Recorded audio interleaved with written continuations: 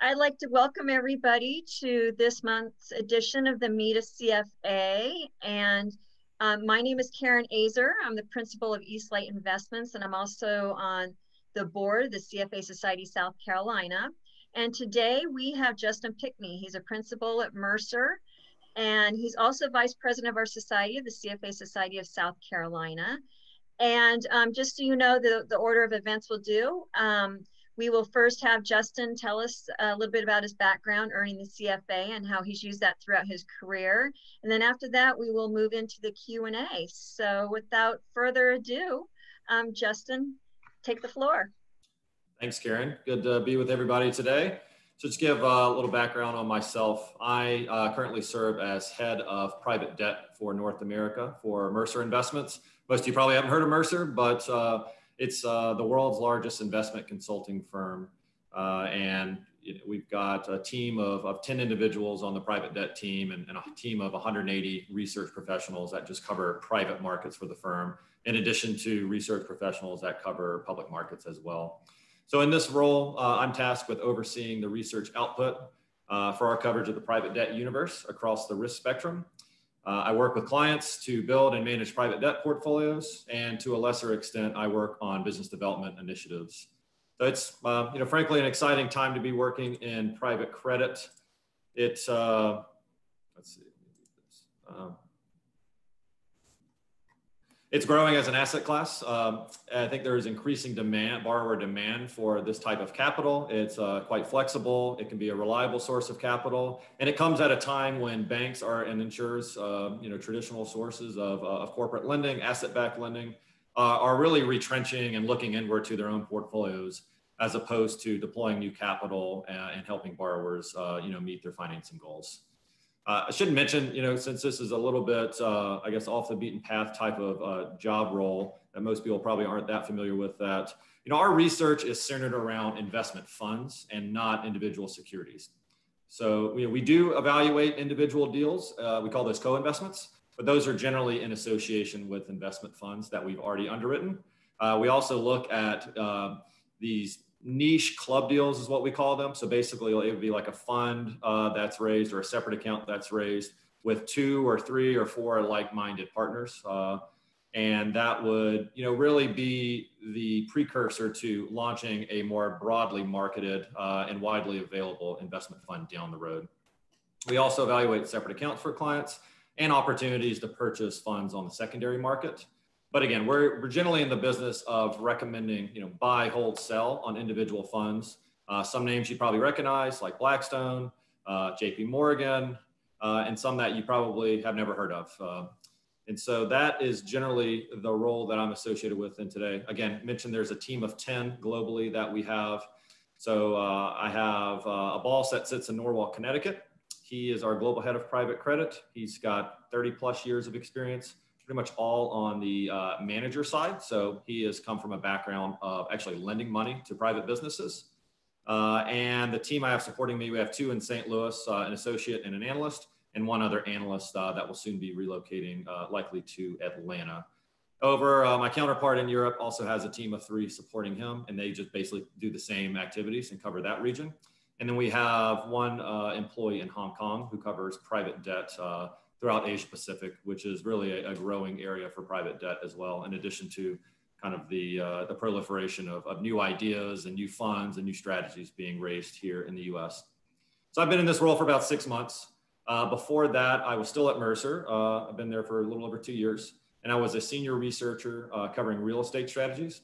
So there, the role was split 50-50 basically between leading coverage of a research category. So my category was open-end real estate funds. So funds that you can buy into and presumably sell out of each quarter, or at whatever the standard liquidity terms are dictated by the fund manager. So basically buying into an already diversified pool of capital. Some of these could be single sector funds like industrial or multifamily funds. Others are more broadly diversified across a number of property types. So led the research coverage there across North America. So basically, again, writing buy, hold, sell reports, and basically expressing our views on where we think the highest quality opportunities are, whether that's thematically within a certain sector, or based on where we see, an above average manager that's already put together a fund for clients. The other half of that job was helping clients, in particular 2 clients. One was an interval fund, one was a corporate pension, manage large, already well diversified portfolios, and really helping them fine tune their exposures, weighting, overweighting where we see more opportunity, underweighting where we see less, and then also deploying capital as their closed-end funds continue to harvest and repay capital just to make sure that they can maintain the allocations that they want. Before I joined before I joined Mercer in August of 2018, I worked at Michelin for 5 years on the pension investments team. Great experience, a pretty small team with a pretty big balance sheet to invest across US and Canadian defined benefit and defined contribution plans. Just given the size of the team, we were all generalist investment officers, which allowed us to cover everything from public and private equity, public and private credit, hedge funds, and real estate. So really getting a global investment mandate to go out and build the best risk-adjusted portfolio that we could in line with our investment policy statement. It was the first role I had after earning my CFA charter. And I would encourage you, if you're young or looking to more explore opportunities in the investment world, I would highly recommend the allocator world as a great place to begin that search. Like I mentioned, it just gives you access to almost an unlimited number of investment opportunities. You get access to some of the best minds in the business across asset classes, and you start to learn a little bit about portfolio management. From there, you can pivot your career. You can go, let's say you want to be an equity research analyst that covers small cap oil and gas. You can pivot and go do that from there. But at least you will have explored other sectors. You'll explore other asset classes, other ways and styles of investing, other investment philosophies. You can also pivot from there and do something like consulting. You could go on to continue your role as an allocator. You can go on to more of a portfolio management pathway. And you can pivot to go directly to the investment manager side, where you can go into marketing roles, product specialist roles, investor relation roles. I chose the consulting path for a number of reasons, but one of the primary ones being that I really enjoyed the work of an allocator and wanted to broaden the scope of my experience from the way that Michelin invested, which was the right way for them and the right way that most corporate pensions invest. They call it liability-driven investing framework, or LDI for short. But I wanted experience, with the way other corporate pensions invest, the way that foundations invest, the way that family offices invest. And I thought that going to a large investment consultant would offer that to me. Before that, graduated college in the midst of a global recession in 2008. And it took me about a year or so to really get on a firm path. So those of you graduating today, hang in there. I can certainly relate. And, feel for you. But keep focused and, keep moving forward and keep searching for opportunities, because eventually you're going to find one. But ended up in banking for 4 years. Most of that was 3 years as, an underwriter for a commercial bank, where I was evaluating loans to lower middle market, commercial and industrial clients, and to a lesser extent, commercial real estate. It's a great way to learn. Plus, I was studying for the CFA exams at that time. So I was effectively taking what I was learning on a Monday and implementing it into my workflow and my work schedule the next day. So a great way to learn and really drill down into financial statement reporting and analysis section, which is like a huge component of level 1 and level 2. And it really helped me drive home the accounting and the financial analysis tools that you really need to, I would say, succeed in the investment world. I'd say those are really, really the groundwork of almost most roles that you'll get related to the CFA program. So why did I pursue the CFA? I think it is probably the most cost-effective way to put a stamp of credibility on your resume. And so I wanted to kind of continue my education after undergrad. I knew that the marketplace was, almost demanding that in some way, to say you need a way to differentiate yourself. Yes, I feel like Wofford is a pretty good name brand, but really more in the Southeast. If I took that resume and wanted to apply to a job in Texas or New York or Illinois, it would be lesser known. So I knew that having that CFA would really carry a lot more weight if you ever wanted to kind of leave the Southeast. I knew that it was, like I said, a pretty affordable way to get credibility and to continue your education. So I had a finance undergrad, so felt like I knew a little bit, maybe had a knowledge base to build upon, but really having the CFA charter to build on that experience, to dive another layer or two deeper on each one of the topics that I was learning in undergrad, I thought was a great way to do it. And so, and frankly, I knew it would probably open up job opportunities. I knew it wouldn't be the thing that would get me the job, but I knew it would be something that would at least potentially open a door. And so I think that's why a lot of people, pursue the CFA exam. And I think that's why a lot of people do it earlier on in their career. It's not the end all be all. It's not going to make you the best analyst on the planet. It's not going to make you the best employee on the planet. But again, I think it gives you that initial credibility to where when you go in and step into an interview, they're not drilling down into you on basic finance and investment topics. It's almost like it's assumed that you know that, because frankly, you've kind of proven that you know that. So I took the exam starting in, I guess, 2012 or 2011, and got my charter in January of 2014. Where do you want to take it from here, Karen? Okay, excellent. Well, thank you for that, Justin. That was very informative. And just so everybody knows, what we'll do is, first of all, I want to introduce Katie Stokes, who is on the line. She is on the board and she oversees the new membership and also the testing. So if we have any questions regarding that specifically, Katie, hi, Katie, there you are. Katie can answer those questions. And also, just as you ask your questions, if you could just introduce yourself, that would be great. And while people are thinking of their questions, I have maybe a head scratcher for you, Justin. Can you think of an example of something you've done recently that actually is a skill that you learned or honed from the exam?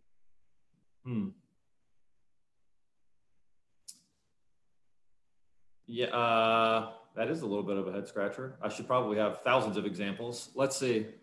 I think from a core day-to-day job, what I'm doing now. And so when I go and evaluate a private debt fund, we typically look at the underlying assets from their prior funds. They typically provide credit memos. They typically provide a lot of analytics. And so maybe not so much on the analytics, but reviewing the credit memos, fact checking them, making sure what they're doing is in line with how I would underwrite it. I guess there was one literally this morning.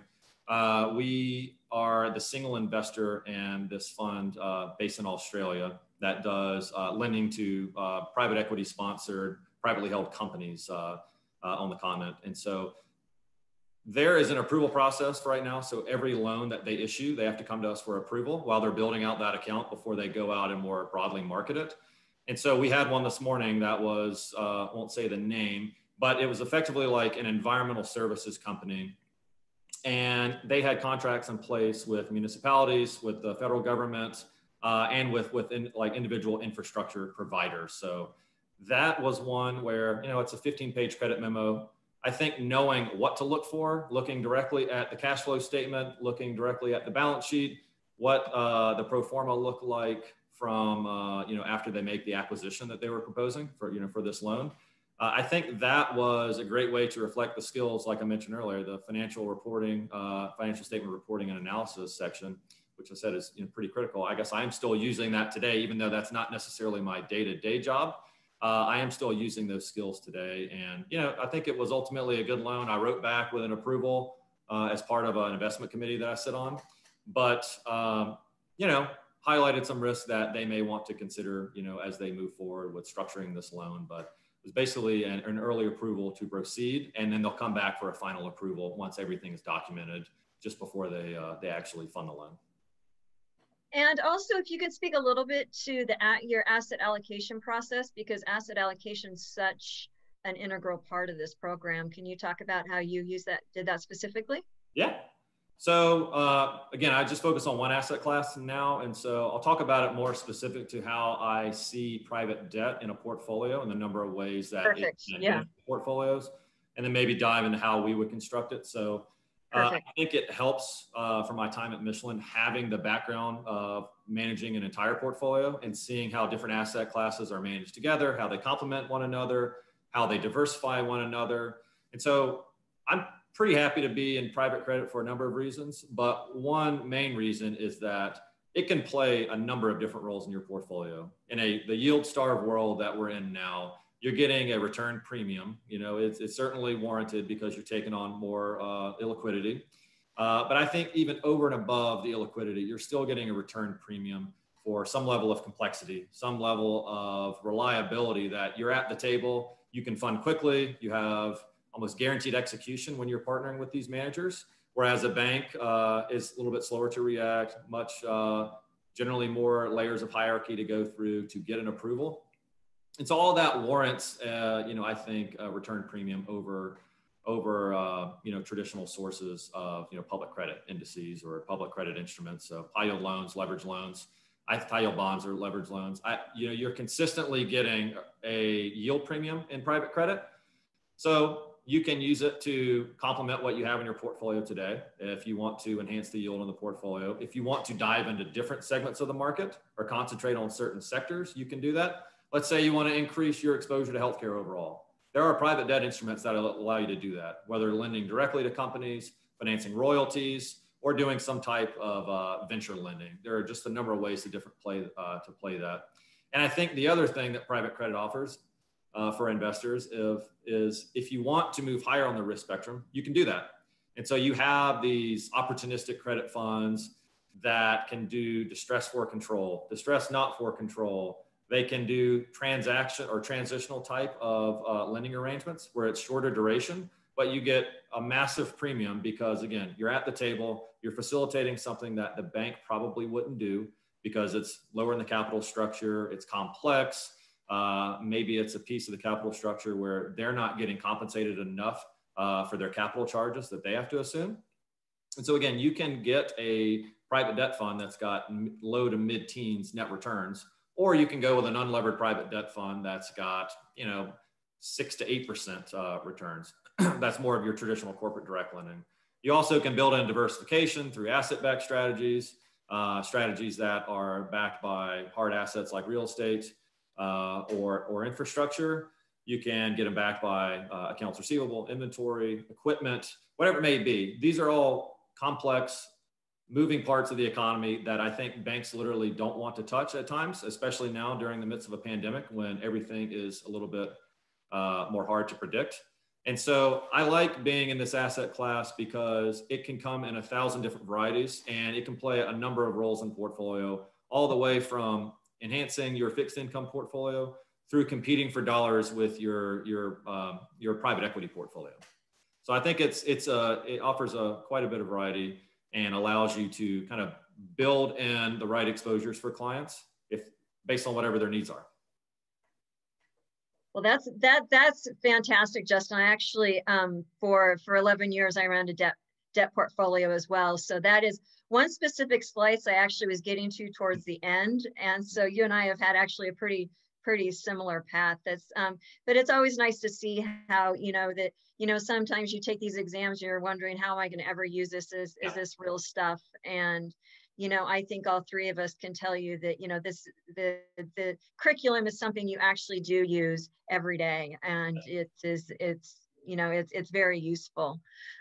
Now, before we take questions as well, Katie, if maybe you can give us a little bit of an update on the testing or scholarship updates, or just to give us a update. Okay. I don't know how many on the call have been affected by the test center closing in Charlotte in December. If anybody has any questions about that, specifically test center closings, the CFA Institute has done, I believe, a pretty good job of communicating. But and can you tell them where to find that? I'm sorry? Is there a specific place they can find that? Yes, and I couldn't tell you exactly what the URL is now, but you can find it within the Institute. It's all over the place. However, if anyone does have any specific questions, ask me. Even if you have a question as to the reasoning of why some of these test centers are closed or why you can't switch a test center, they closed test center changes, and then some test centers got closed. So there's some reasons that the CFA Institute did that. And so if you have any questions as to why, let me know, speak up. But beyond that, even if you can't take in December, that doesn't mean it's not going to happen.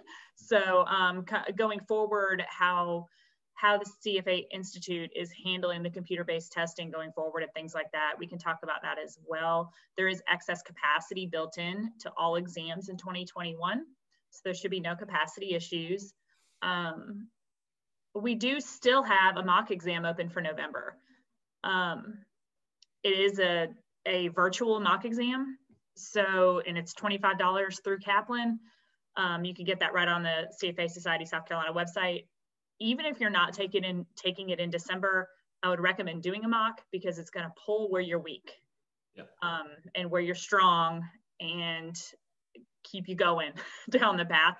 It is the best $25. You never take too many tests. Yeah, it's the best $25 you can spend. It's the Absolutely. cheapest way you're ever going to take a mock exam. So if you haven't already, maybe sign up for that. Beyond that, we do have scholarships available every year. So those are posted on the Society website. We have Kaplan Scholarships for study materials. We also have women's scholarships that are just reimbursable dollars. Also, access scholarships are through the Institute directly, and those you have to apply through the Institute. That is closed for June, but I'm sure that will open again for next year, December. But so if you have any questions about any of those things, you can always reach out to me and we can discuss them. Excellent. So, open your mouth now and I'll be happy to answer them. Excellent. So if you just unmute yourself, if you have a question, feel free to ask Justin, Katie, or myself any questions you might have. Don't be shy. Hey, I have a question. We got a chat. It's for Justin. What are your thoughts on CFA versus top 20 school MBA? I think they complement each other. It's something that I explored for way too many years and ultimately decided not to pursue. I think it all depends on where you want to go in your career, what type of career you want to have, and where you want to live.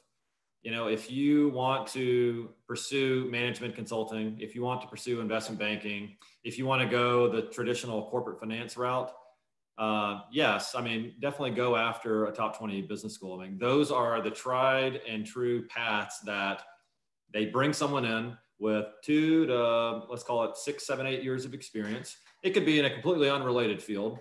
They are like machines, right? So you go into it after year one. By the time you're even done with your first semester, you're already recruiting for internships where you have interest. And you hope that your summer internship leads into a job offer. That way your second year is largely, I don't know, more fun than anything. You know, you're still learning, but you know, you're also having fun and networking with your cohort and your classmates. But I think that MBAs still serve a purpose. I think they're excessively expensive. Like some of the ones I was looking at were going to be, you know, when you factor in all the cost, I think somewhere between $150,000 to $200,000 of all in just pure cost between the cost of the education. Not mention lost salary. Yeah, not to mention lost salary. So depending on where you are, I mean, it could be another $100,000 to $300,000 of lost earnings going into that. So it becomes a pretty expensive endeavor to pursue. However, there are people where that still makes sense. Like I know people that were working in government making a fairly low wage and they go into an MBA program, they come out making $125,000 working for Citi or Goldman or JP Morgan as an investment banking associate with huge bonus potential.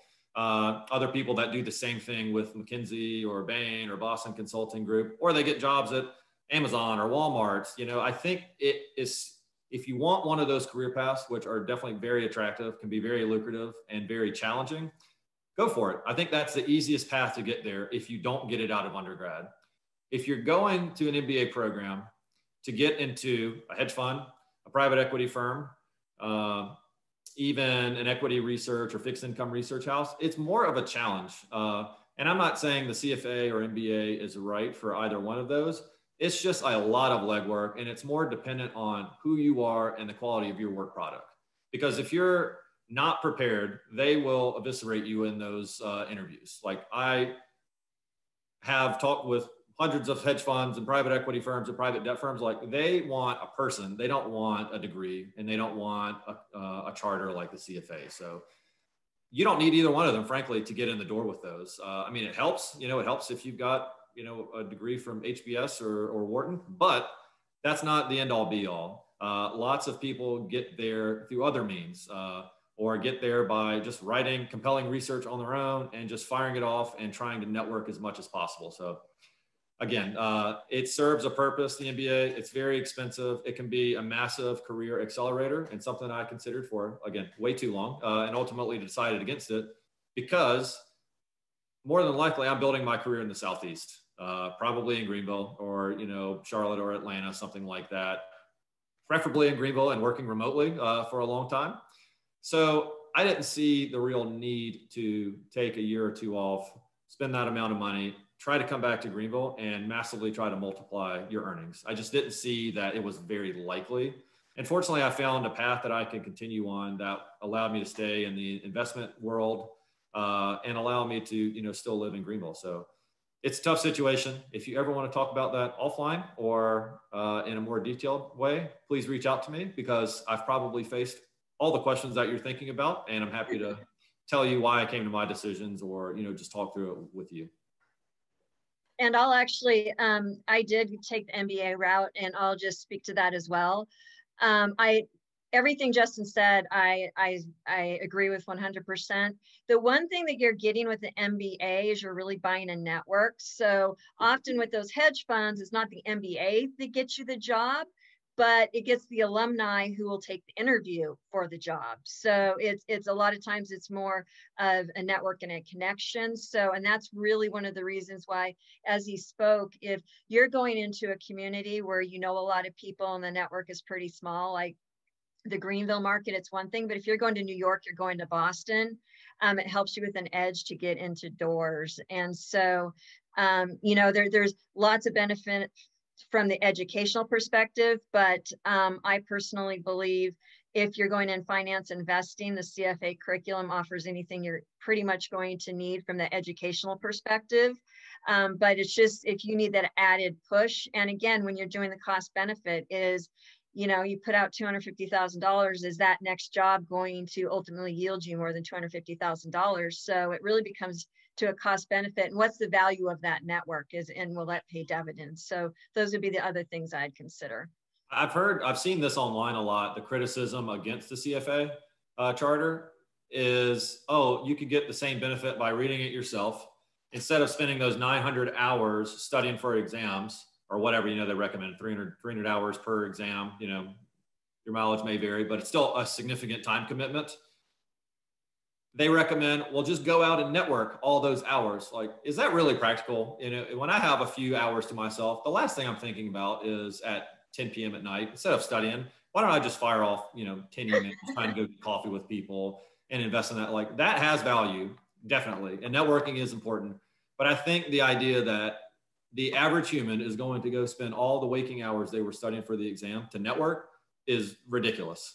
And so I still think the CFA, for the cost of what, $6,000, you get to carry that for the rest of your career. And it's instantly recognizable. Even to the people that think it was a waste of time, they still respect it and they know it's difficult. So I still think that it's worthy. Even if you already have a top 20 MBA, I know lots and lots of people that have done both and that are well on the path in their career. In fact, a friend of mine who's got an MBA from a top 3 program is now talking about getting his CFA because he thinks that would help his career search as he looks to do something a little bit differently. And in the investment management, and back to what I was saying with the MBA program is that if somebody is alumni, they'll take your calls. CFAs are the same way. We're a family, we really are. And we all tell our war stories of, taking the exam and how we survived it. And if there's a hiring manager with a CFA and it's between a CFA and a non-CFA, the CFA is likely going to get the job. Yeah. And it's just because it's you know, it is, we're a family and we look out for each other. So that networking you get from a university, and then it's beyond just a single university. You know, the CFA is worldwide and recognized worldwide. So that's what I would say, and I would be also happy to talk about that offline with the other commentary on that. So if you can do thank both, you. and you've got the wherewithal to do both, do it. You know, I mean, I think Yeah, it's really absolutely. benefit, but Not going to keep in hurt mind- you. yeah, keep in mind, you're signing up for a career on Wall Street or another major financial center. So if you don't want to live in New York or Chicago or San Francisco or LA, you're going to struggle a little bit to fully maximize the value of both of those, I think. You know, I think that's where the jobs are centered in the investment world. And maybe that's changing. You know, I think hopefully it is changing where you can still build a career and, you know, you can work remotely, or you can, you know, do something more entrepreneurial. Like that's clearly going to benefit you there to have both. But, you know, for the average kind of career path, you know, that's where your jobs are going to be. So if you want to come to Greenville, great, you know, but, you know, it's going to be tough to maximize the value of that, you know, top 20 MBA sometimes. Yeah. Well, thank you for that thorough answer. Do we have any other questions from the floor? From the Zoom floor?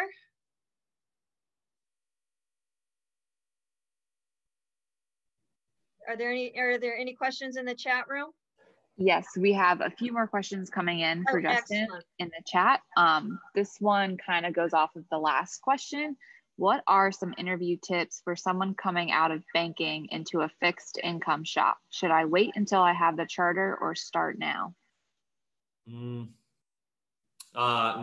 I would definitely not recommend you wait until you have the charter. I think progress by passing various levels of the exam shows a commitment. I think job searches take a lot longer than people think they will. And so the ability to start networking now alongside your path of studying, who knows, maybe they wind up, you know, being at the same time where right when you've achieved it, it may take you a year and a half, 2 years, especially in this environment. Like it's tough to go out and interview. It's tough, like a lot of places are not hiring right now. So some are, but I would encourage you the sooner the better to start, because careers take a while to develop, especially when you're looking to make a job change like that. I think there are real benefits to starting in banking. I'm certainly biased. I think there are benefits to, you know, focusing on, you know, what banking offers, you know, the underwriting skills, the ability to work with customers, the ability to understand what drives those businesses will really be the same type of things that you're looking at in the public fixed income. It's just going to be massively larger businesses and other things to consider alongside other opportunities and risk that just, you know, the average, you know, smaller business doesn't have to face. So yes, I would say start now, because it may take a year, 18 months, 24 months, but, you know, don't give up the fight. If that's what you want to do with your career, keep pursuing it, and eventually something good will happen. And maybe you have to take other steps along that path, but, you know, keep going. Excellent. Next question. Another question from the chat box. What are some ways you maintain a work-life balance? During a pandemic or normal times? I'll talk about now. I've found that, you know, fortunately we're busy right now, and our clients are still pretty busy. You know, there was a time, you know, early pandemic that the questions were more inward focused on what's the impact of my portfolio. So that consumed a lot of time going out, digging deep to see like where the risk areas were, where the illiquidity was. That for most of the clients I deal with probably transitioned around like late May to early June as being, how do I get more opportunistic coming out of this? Like, where are the opportunities where we should be placing money right now to the extent we have liquidity in the portfolio, to the extent we have flexibility within our investment policy statement. And so it has been very busy, again, very fortunately. And I'd say I've had very little work-life balance recently with kind of straddling two jobs, you know, still doing some work on the old one and starting a new one within a growing team and a growing asset class for our company. We just moved to, there's a baby on the way. So yeah, there's a lot going on. So work-life balance, what I try to do is take walks with my wife and my dog and try to decompress that way. We try to build that into our routine. And I try to leave my computer in an area of my house that I'm not going to go to all the time. And I try to keep the phone down as much as possible. But I think the reality is most people are pretty stressed out right now with less work-life balance than when they were in the office. And it was a more natural cutoff, you know? You can decompress on your drive home from work. You don't necessarily have to have your laptop with you 24 hours a day or be checking emails 24 hours a day. And so, yeah, I mean, I think it's been more difficult to maintain a work-life balance, but I guess ultimately, you know, the perfect routine for me would be to have a workout routine early in the morning, do your day at work, try to build in as many, you know, 5-10 minute breaks as you can, you know, just to walk outside for a minute as opposed to sitting in my basement and, you know, watching the sunrise and watching the sunset. Like that's not really that enjoyable all the time. And then, you know, doing something at night to kind of decompress, whether it's reading, taking walks, exercise. Yeah, I mean, I think those are some of the only options, right? You know, catching up with family and friends. That's really all we can really do in a pandemic right now. So that's probably the best I could conjure at any advice there. Excellent, thank you. Is there another question from the chat room? Yes, this question is for you, Karen. How have you handled being a woman in a male-dominated industry? How do you feel about diversity in the industry? Offline or no? Yeah, I get this question every single time. So I have to say that it's changed. You know, I started in the industry almost 30 years ago. It was a different world then.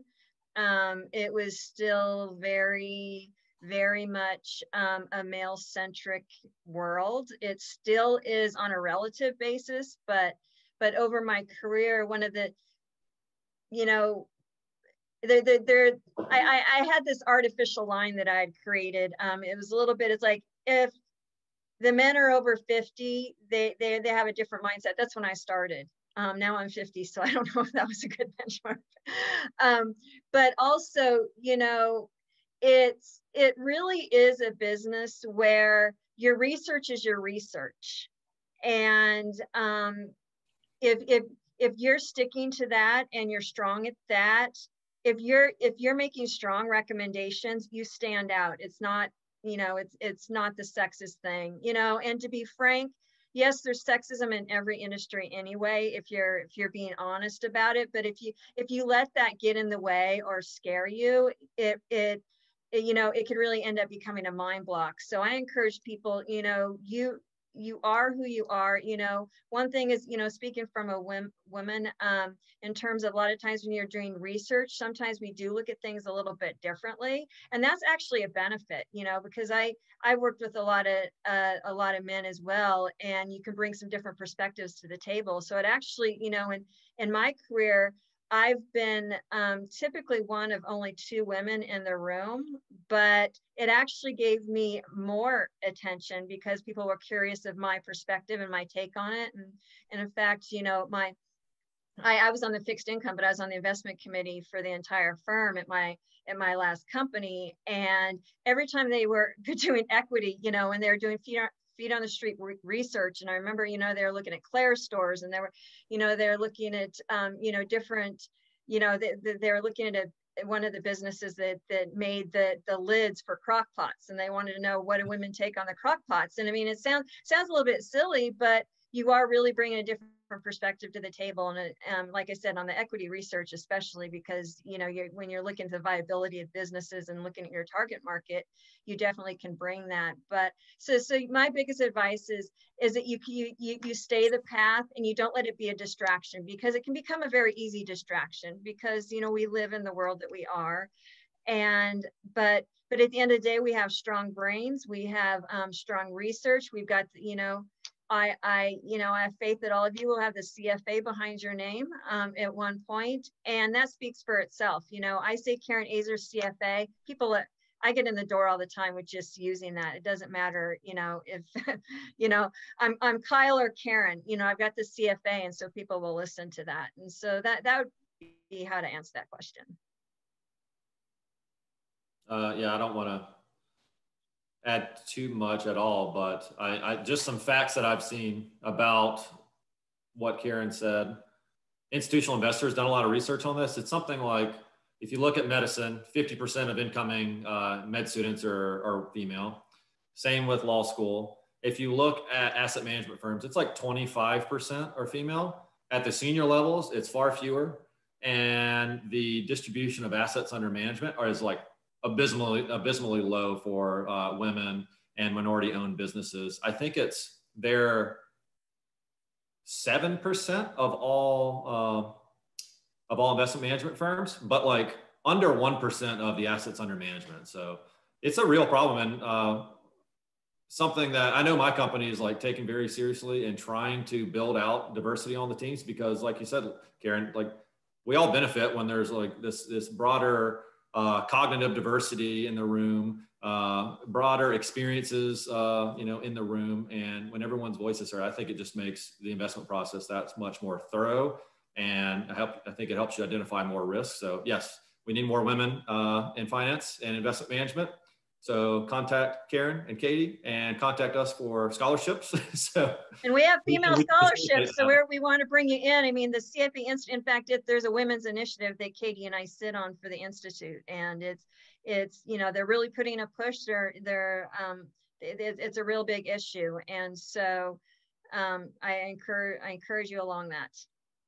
And also Katie might be able to speak to this better than I, but I believe there's a women initiatives tab on the CFA site in which you can get some additional research and information on that too. Yes, there's a women in investment initiative. So with that comes scholarships, opportunities. Basically, we kind of have an advantage. I hate to say it that way. That's what I'm saying. It's a superpower. Yeah, as Justin was saying, a lot of people are looking specifically for diversity. Other countries outside the U.S. have done much better. Incoming CFA candidates outside the U.S. are becoming much more female by a percentage. The U.S. is lagging behind on that. We're still pretty male dominant. But I mean, personally, I think I can think of maybe one time where I've ever experienced any direct issue because I'm a female and I'm handling somebody's money. But I think, somebody can also say, I don't want you because I don't like that you're wearing a Clemson shirt. So I think there are lots of reasons why people choose people, and I'm in private wealth. So, if somebody doesn't want me because I'm a woman, that's fine. There are 15,000 other people that will. So I've never really experienced it as a problem. And I think now it's even much more of an advantage. But there's a lot of information on the Institute site. There's also scholarships available through the Institute and through our local society. And we have a hard time giving these scholarships away. People just don't apply for them, and it's money. So keep that in mind. Apply for those scholarships. It's a simple application process. They're also not mutually exclusive. So you can get more than one scholarship if you qualify. So, and if you're chosen. You also have the advantage again, they can get 2 scholarships. Yeah. Yeah, don't think because I got, this scholarship, I don't qualify for this one. The Institute level women's scholarships are very oversubscribed and are gone very quickly. So our local society is the next place to turn. Excellent, thank you. Do we have any more questions from the chat room? No, that was the final question. Well, excellent. Well, I thank you everybody who's participating, and those of you who are listening to this on the recording. I'm glad that you came here, and I wish you the best. And we will be doing this once a month, so we'll be sending out an invite for you to let you know when the next meeting, when next Meet the CFA is. So thank you very much for your time, Justin, and thank you, Katie. And everyone take care.